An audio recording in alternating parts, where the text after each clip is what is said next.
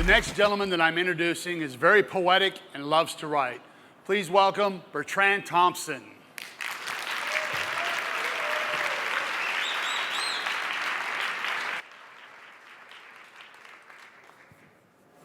Welcome. I would like to draw off of a statement that was made by the late Tupac Shakur. He once referred to those of our upbringing as roses that grew from concrete, and as a result, our petals have been damaged. This statement, it captures a reality that is ever present.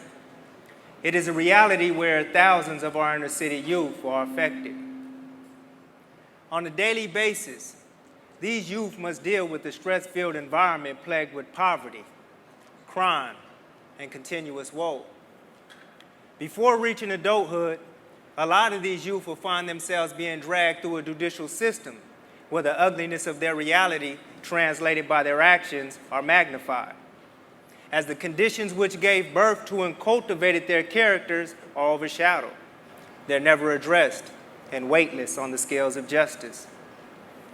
A lot of people are quick to judge us by our damaged petals that they never take into consideration how often we've had to wrestle with elements that have long complicated our existence. Elements that have given birth to and cultivated the kind of characters that are contrary to a functioning society. I would like for you to take a moment and imagine a child, a teenager, whose brain is not fully developed, coupled with but not limited to them experiencing drug or alcoholic addicted parents, family members, friends, verbal and physical abuse to both the child and its mother, gang activity, and in some cases, molestation. These are just a few examples. Now imagine this same child addicted to drugs and alcohol. What do you think that this child's disposition will look like? Do you think that this child's capacity will be diminished in some way?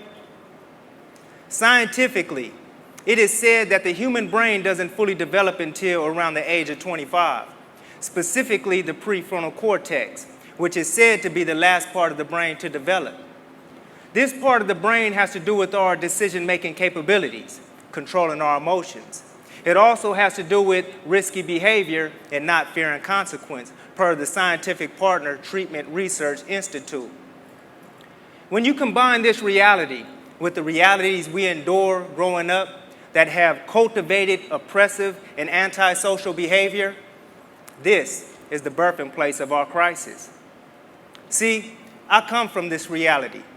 I once conducted a lot of careless acts of criminal behavior in my youth, and as a result, I've been locked up now going on 17 years. Now, I don't render these truths to minimize my responsibility, to justify or excuse the wrong that I've inflicted upon others and upon myself. I render these truths to place some intelligence on our crisis, because this is a crisis that demands our immediate attention. Unfortunately, there are a lot of people in prison who can care less about conducting beneficial change. But for those of us who are conducting beneficial change, we would ask that you not judge us by our damaged petals and count us out. We would ask that you judge us by our will to become better men, better fathers, better sons. We would ask that you judge us by our will to regain the trust of our communities, help bridge the social gap between us and society, and for making the necessary changes in our lives to be a part of the solution and no longer the problem. Our will to become the men that we are capable of being is a reality, and I hope that my presence has inspired that belief in you today. With that said, I would like to close with the statement that Tupac made. They ask us why we mutilate each other like we do. They wonder why we hold such little worth on human life facing all this drama. To ask us why we turn from bad to worse is to ignore from which we come. You see, you wouldn't ask why the rose that grew from the concrete had damaged petals. On the contrary, we would all celebrate its tenacity. We would all love its will to reach the sun. Well, we are the roses. This is the concrete, and these are my damaged petals. My name is Bertrand Thompson. Thank you.